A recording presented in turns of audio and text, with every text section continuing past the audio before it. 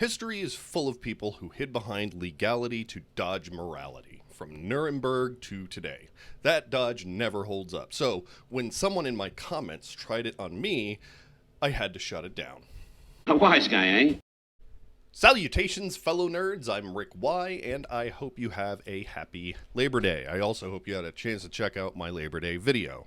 Unfortunately, the algorithm isn't pushing it out, but that isn't why I'm here today. Engaging with ideas is not the same as endorsing them. Entertaining a perspective or even empathizing with a person behind it does not mean that I condone their actions. In this video, we'll be touching on subjects that some people just see as black and white, but I approach them critically and with nuance.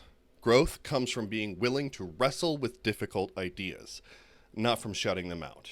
And what I want to talk about is one of my favorite parts of running this channel: the back and forth, the discourse, the conversations that happen in the comments. A lot of you know this is what I particularly love to do. Genuine dialogue, even disagreement, as long as it's real and as long as it's honest. But sometimes I give people the benefit of the doubt, and instead of dialogue, it turns into a circular, fallacious pissing contest. I don't want to subscribe to that. Recently I had an exchange that perfectly sums this up. You can go look for it if you want, but I'm not calling this person out by name. Here's what happened. Someone asked me if I condone murder. Big question, right? But instead of exploring it honestly, here's how it went. First, I answered the way that it was asked. Morally. I said no, I don't condone murder, but I also can empathize with someone who reaches desperation in a system designed to grind them down.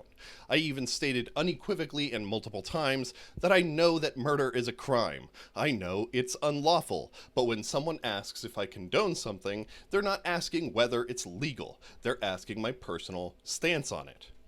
And that's when the sidestepping began. Instead of the philosophical dialogue he wanted and engaging with the morality, he ran straight to the dictionary. Murder is the unlawful killing of another person, he said, as if I somehow missed the memo that murder is against the law. But that wasn't the conversation. And here's the key. When someone defines murder as unlawful killing, they're setting up the conversation to allow exclusions, but only for themselves. So I pressed him again. What is your moral stance? Do you condone murder? He dodged. Again. This happened no fewer than 4 times, and to this point I still didn't get anything aside from it's unlawful and therefore I don't condone it. So let me break this down. The first definition, and the one that you're likely going to see, is on dictionary.com or most general dictionaries, which defines murder as the unlawful killing of another person.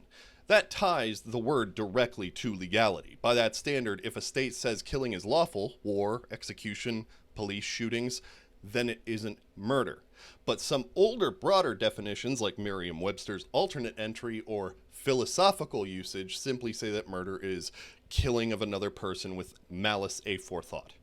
Notice what's missing? The word unlawful. And while this may seem nitpicky to a lot of people, that one word, unlawful, it changes everything. If you accept it, your morality is then tethered to the state. The government decides what counts as murder and, by extension, what counts as moral or immoral. But if you take the broader definition, morality becomes independent. You can still call something murder even if it was sanctioned by the law. And that distinction isn't abstract. It's exactly what was at play in Nuremberg. Nazis tried to defend themselves by saying that they had just acted lawfully under their own state's rules.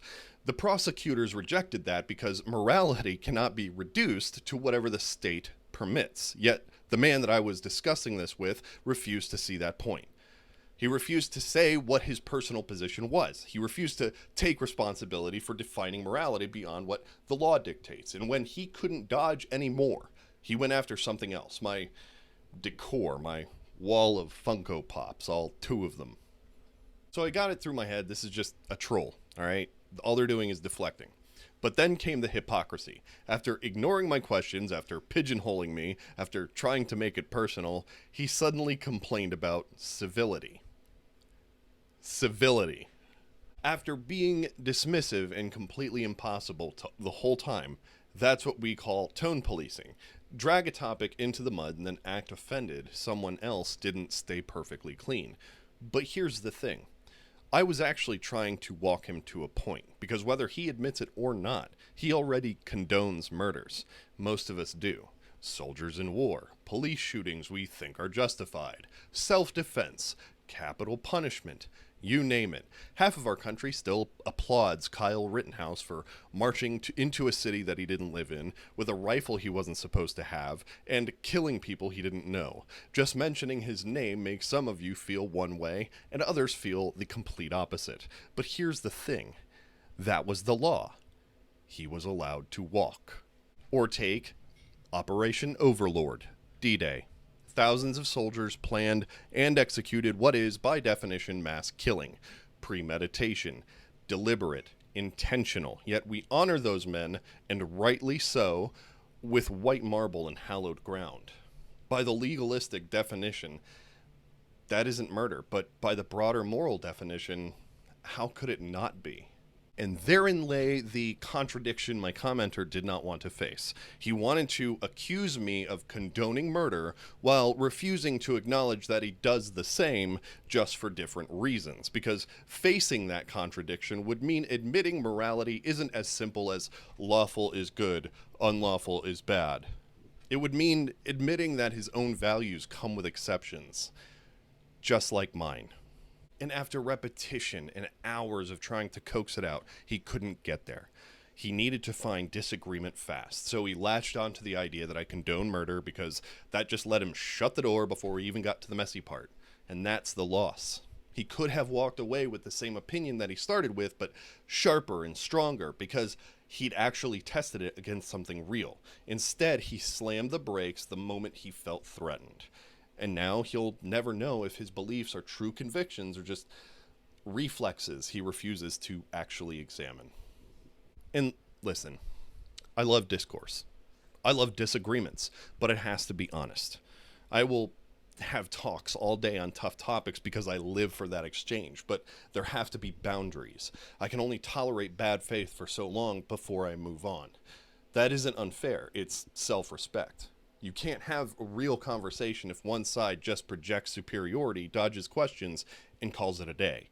And to everyone out there, if you're privileged enough to get the attention of any creator on YouTube, even a small one, don't waste it with gamesmanship. Because here's the truth. You don't lose anything by testing your beliefs. You only lose when you're too scared to hold up a mirror. You're allowed to agree with me, even if it feels uncomfortable, because the truth is, we are far more alike than we are different. So let's at least try to sort this out together on the same page and with honesty. I don't want gamesmanship. I want dialogue.